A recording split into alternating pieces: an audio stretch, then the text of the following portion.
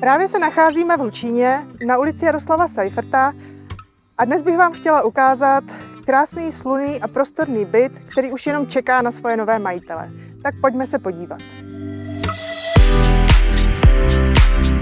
Hledáte bydlení s příjemnou atmosférou a ve skvělé lokalitě?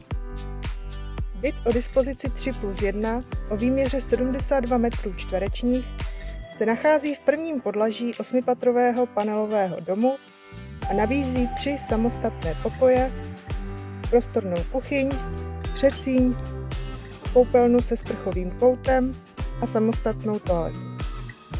Pokud jste pár nebo rodina, tak je tento byt v osobním vlastnictví určený přímo pro vás. Byt vás určitě nadchne svou klidnou polohou, dostupností veškerých služeb, obchodů a spoustou zeleně.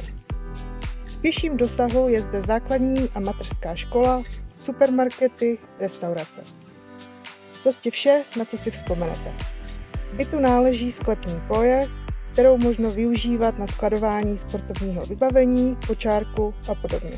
Jestli vás tato nemovitost zaujala, tak se podívejte na virtuální prohlídku a pokud vám tato dispozice bytu bude sedět, tak se mi ozvěte a půjdeme se na to společně podívat.